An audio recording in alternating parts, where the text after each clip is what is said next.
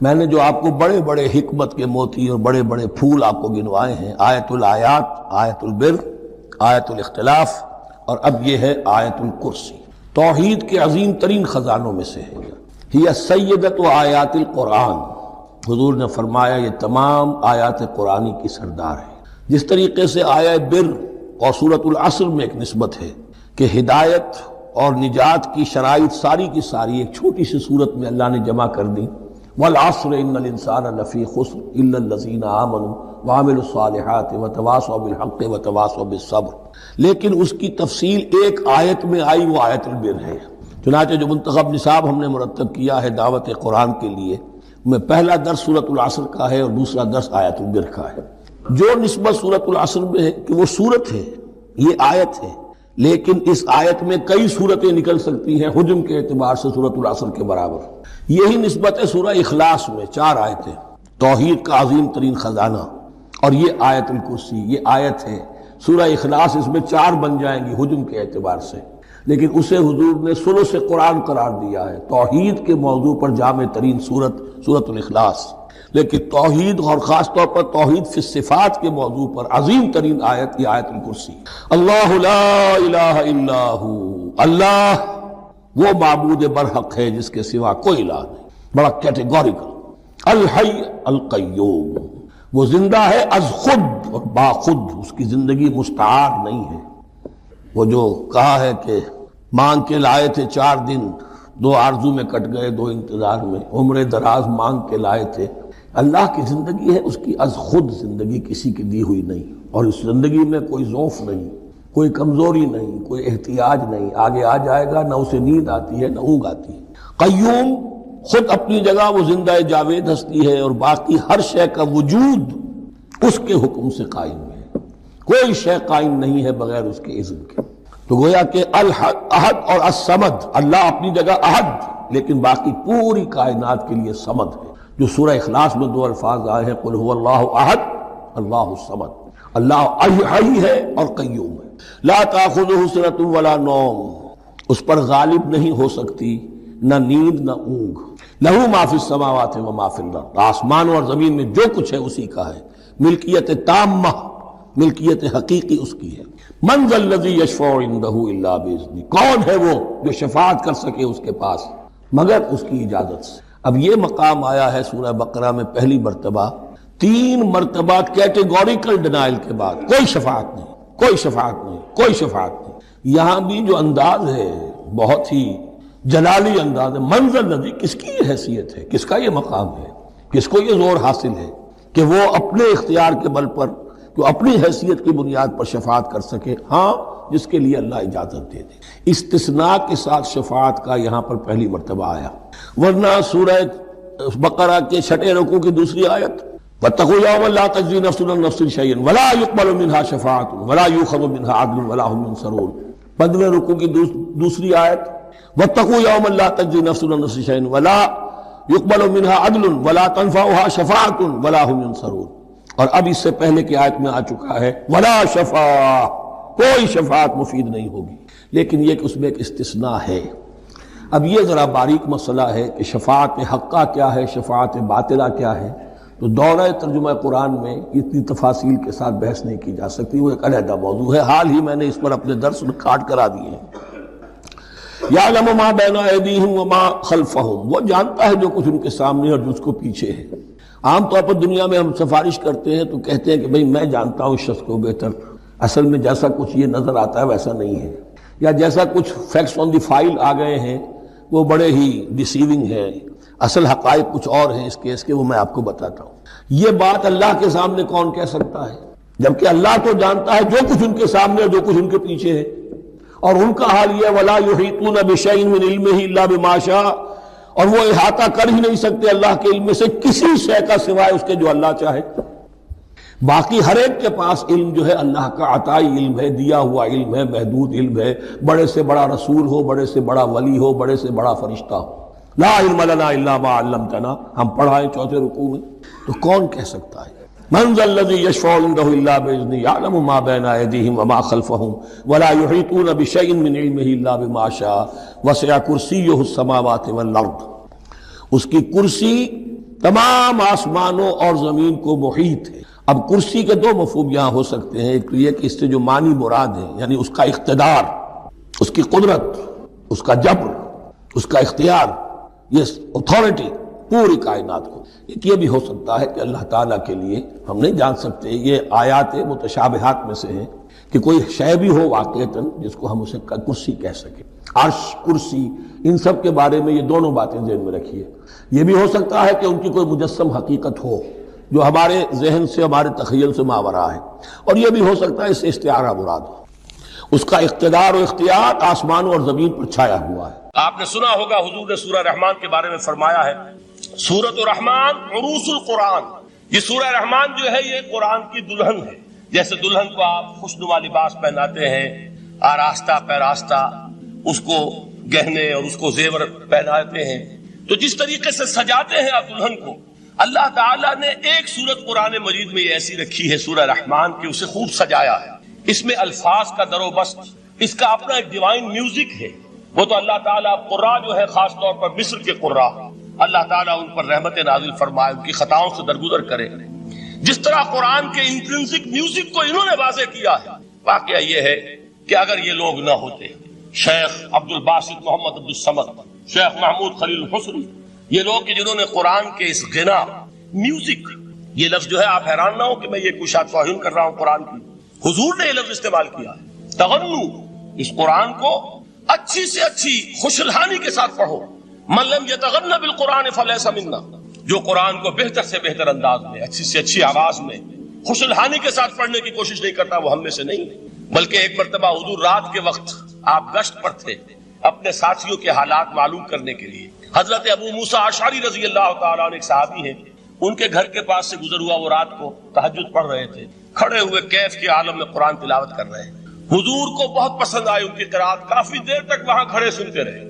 اب انہیں کیا پتا کون سن رہا ہے، بالکل اسی طرح سمجھ لیجئے ایک بات یاد آئی ہے، حضور فرماتے ہیں کہ جس طرح کان لگا کر اللہ قرآن کو سنتا ہے، کسی چیز کو نہیں سنتا۔ ہمیں نظر نہیں آتا نا، ہمیں معلوم نہیں، ہم قرآن پڑھ رہے ہیں تو سننے والا کون ہے؟ سب سے زیادہ کان لگا کر خود اللہ۔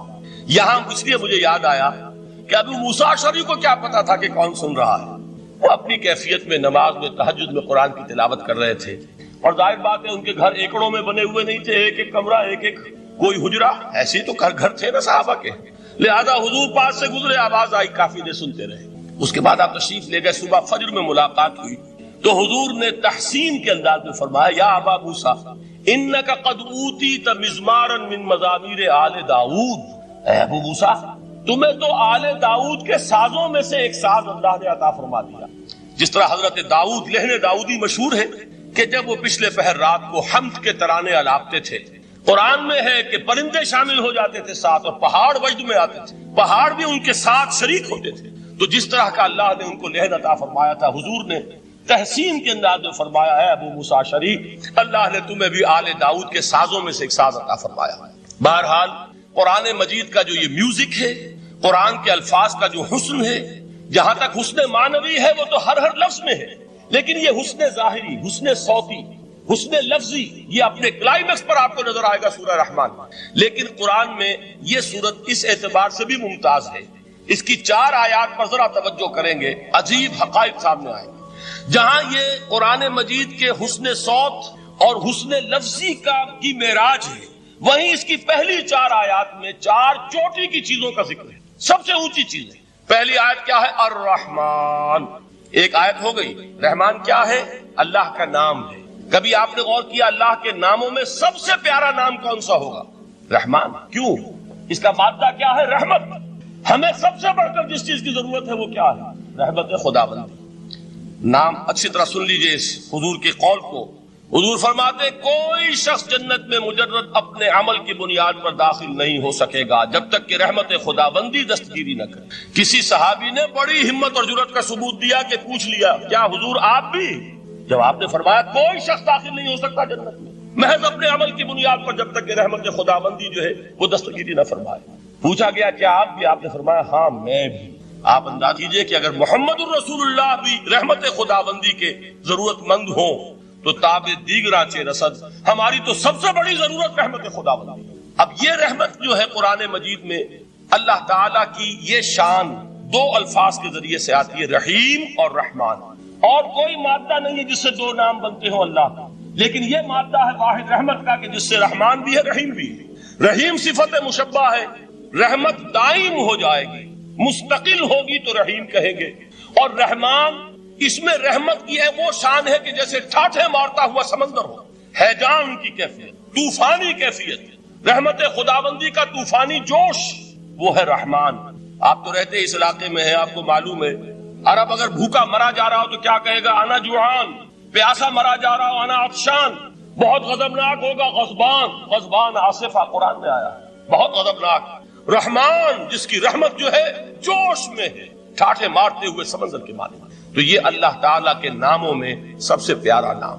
اب آگے چلیے، الرحمن علم القرآن، رحمان نے قرآن سکھایا۔ رحمت خداوندی کا سب سے بڑا مظہر، رحمان کی رحمانیت کا سب سے بڑا مظہر قرآن ہے۔ ان میں جو منطقی ربط ہے اس کو سمجھتے جائیے۔ اچھا آپ یہ سوچئے، جو علم بھی انسان کو حاصل ہوا وہ کس نے دیا؟ اللہ نے۔ سائنس کا علم کس نے دیا؟ اللہ نے۔ علم آدم الاسماء کلہا، وہ علم الاسماء جو حضرت آدم کو دے دیا گیا تھا ازل میں، یہ اسی کا ظہور ہے، یہ اسی کی ایکسفولیشن ہے جو ہو رہی ہے اور ہوتی رہے گی ابھی۔ اور دوسرے علم ہے وہ کس نے دیا؟ اللہ نے۔ لا یحیطون بشیء من علمہ الا بما شاء، مخلوق میں سے کوئی اللہ کے علم میں سے کسی شے کا احاطہ نہیں کر سکتا مگر وہ جتنا اللہ دینا چاہے۔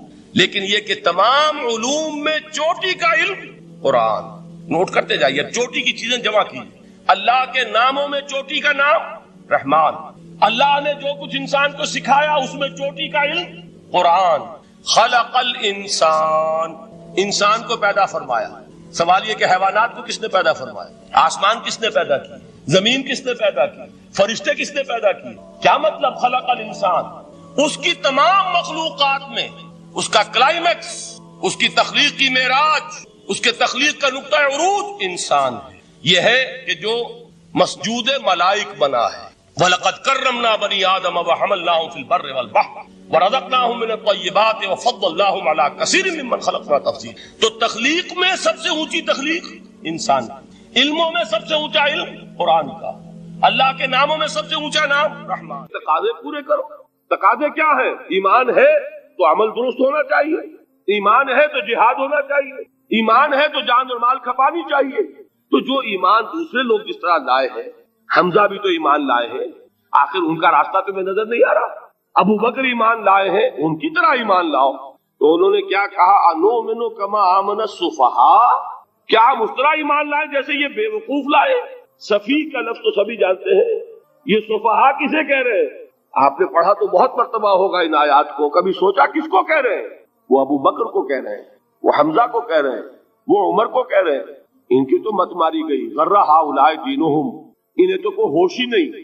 2 مرتبہ حضرت ابو بکر نے وہ کام کیا ہے کہ ہر ورلڈلی وائز انسان یہ کہے گا کہ حماقت کی ہے جس کے سامنے دنیا ہے۔ جب ہجرت کے لیے حضور تشریف لے جا رہے تھے، 40,000 درہم کا سرمایہ تھا، جبکہ حضرت ابو بکر ایمان لائے۔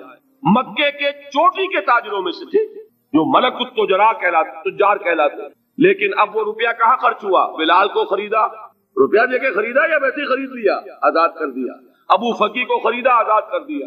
6 ہیں غلام اور کنیزیں محمد رسول اللہ پر ایمان لانے والے، جن کو ابو بکر نے اپنے پیسے سے خریدا اور آزاد کیا۔ یہ روپیہ تو پگھل رہا ہے نا، جو تھوڑی بہت پونجی رہ گئی ہے۔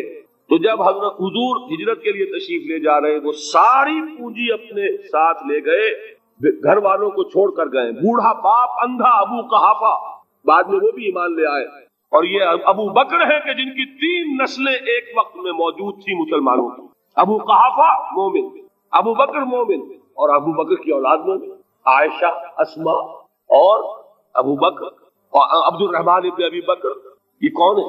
تو 3 نسلیں جس کی بیک وقت رہی ہیں ایمان میں، وہ شاذ لوگ ہیں، ان میں ابو بکر۔ لیکن یہ کہ اس وقت تک ابو قحافہ ایمان نہیں لائے تھے، والد نابینا تھے، تو والد ہے، بیٹیاں ہیں، حضرت عائشہ، حضرت اسما، حضرت رضی اللہ تعالیٰ عنہما، بیوی ہے، کچھ نہیں چھوڑ کے گئے، ایک پیسہ۔ جب باپ کو معلوم ہوا بیٹا چلا گیا محمد کے ساتھ صلی اللہ علیہ وسلم، سخت غصے میں ہے، پیچ و تاب میں ہے، اب ہمارا کون والی وارث ہوگا؟ کون ہے ہماری خبرگیری کرنے والا؟ بیٹیوں سے پوتیوں سے اپنے پوچھتے کچھ چھوڑ کے بھی گیا کہ نہیں؟ ان کا ہاں ابا جان۔ کیا کیا انہوں نے؟ کبھی پڑھے ہیں واقعات؟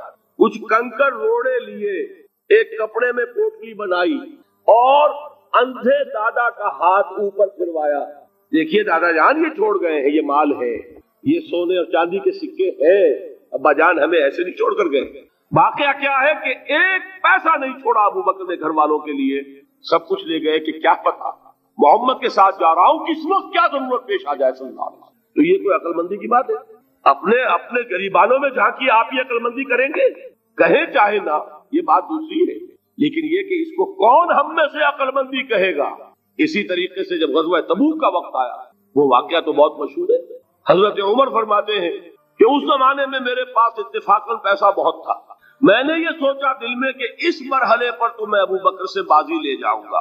مسابقت ان میں بھی تھی، لیکن نیکی کی مسابقت، خیر کی مسابقت، انفاق فی سبیل اللہ کی مسابقت، تو میں نے سوچا کہ میں بازی لے جاؤں گا۔ میں نے کیا کیا، کل دولت جو تھی اس کے 2 حصے کیے، ایک حصہ گھر رکھا اور ایک لا کے حضور کی خدمت میں پیش کر دیا۔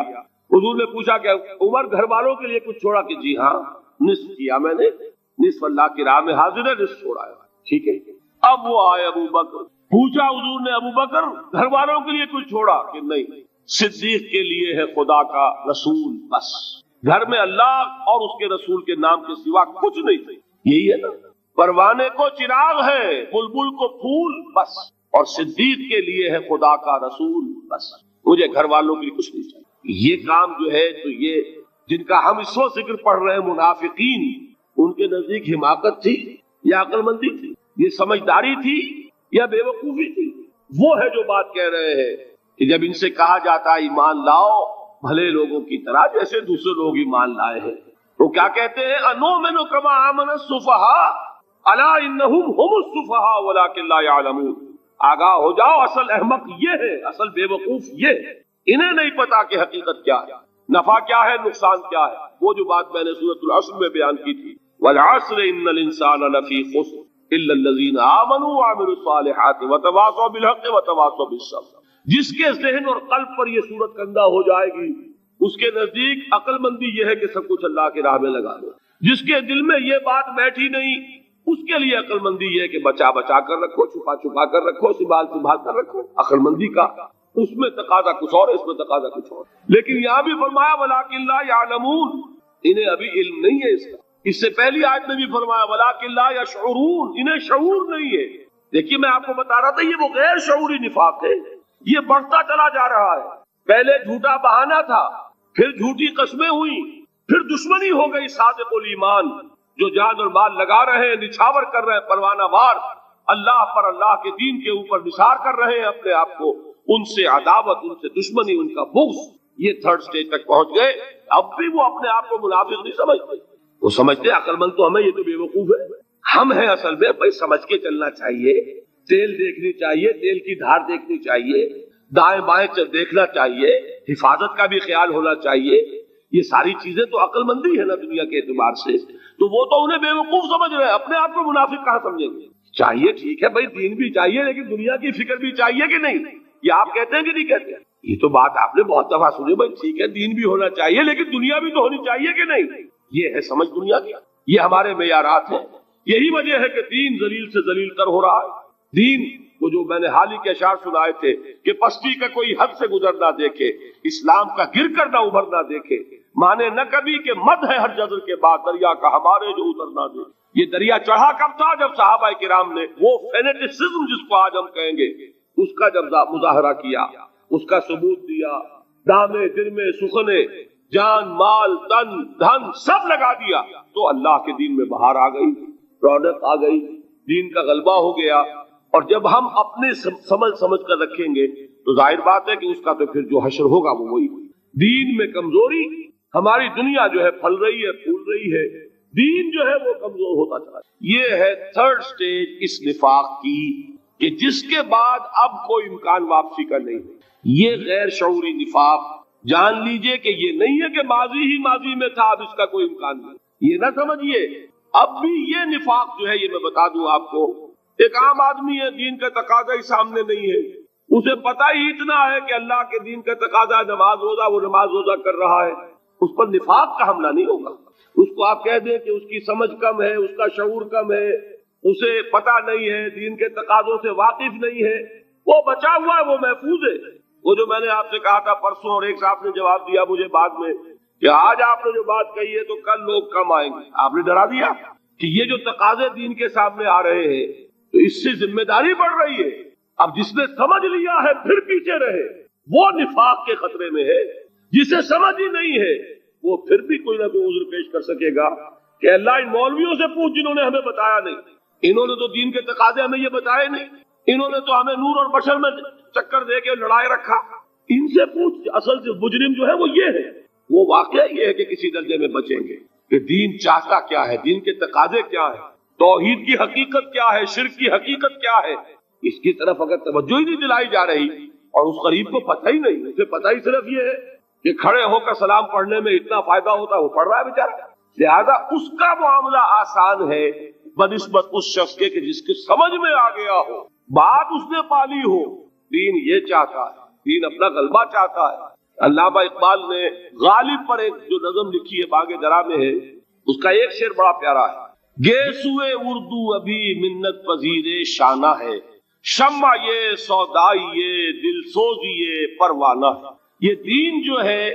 یہ تو چاہتا ہے کہ اہل ایمان پروانہ وار اس شمع پر نثار ہو، جانے لگا دے، گردنیں کٹوا دے۔ وَلَا تَقُولُوا لِمَنْ يُقْتَلُ فِي سَبِيلِ اللَّهِ أَمْوَاتٌ بَلْ أَحْيَاءٌ وَلَكِنْ لَا تَشْعُرُونَ۔ اور اگر اس سے پیچھے ہٹیں گے، قدم پیچھے ہٹا نہیں کہ نفاق کی زد میں آئے نہیں، وہ نفاق کی پہلی stage, second stage, third stage, وہاں پہنچ گئے، واپسی نہیں۔ اس کے لیے ایک اور دو آیات میں چاہتا ہوں کہ اس سے اس حقیقت کو اور سمجھ لیں اچھی طرح تاکہ کوئی اشکال نہ رہ جائے۔ ایک آیت تو میں نے شروع میں پڑھی تھی، ایک نہیں ہے، یعنی ایک جگہ سے سورہ عنکبوت، اور ایک آیت ہے سورہ حج کی، وہ میں نے شروع میں تلاوت نہیں کی۔ سورہ حج کی آیت دیکھیے، اس قدر پیاری آیت ہے، دوسرے رکوع کے اندر آپ کو آیت ملے گی، سورہ حج 17ویں پارے میں ہے، نصف کے بعد شروع ہوتی ہے، اور اس کے دوسرے رکوع وَمِنَ النَّاسِ، اور لوگوں میں سے کچھ ایسے بھی ہیں، مَن يَعْبُدُ اللَّهَ عَلَى حَرْفٍ، جو اللہ کی بندگی کرنا چاہتے ہیں کنارے پر کھڑے ہو کر۔ ایک ہے منجدھار میں کودنے والے کہ ہر جباد آباد ماں کشتی دراب انداختے، جیسے کہ طارق نے کیا تھا، ادھر ساحل اندلس پر قدم رکھا، ادھر کشتیوں میں آگ لگا دی، کہ کسی کے دل میں خیال ہی نہ آئے کہ واپسی بھی ہے، کوئی کسی کے ذہن میں سوال ہی پیدا نہ ہو کہ اب گھر واپس جانا ہے۔ طارق چمر کنارہ اندلس سفینہ سو، گفتند کارے تو رہے عقل و خرد خطاس۔ دیکھیے وہی عقل اور بے وقوفی والی بات آ گئی، لوگوں نے کیا یہ طارق کیا کیا، عقل مندی کی روح سے تو یہ غلطی کی تم نے۔ عقل تو یہ سکھاتی ہے کہ ذرا سنبھل کر چلو، جذبہ یہ کہتا ہے کہ نہیں، واپسی کا کوئی سوال نہیں۔ اس نے اقبال نے یہی نقشہ کھینچا ہے کہ بے خطر کود پڑا آتش نمرود میں عشق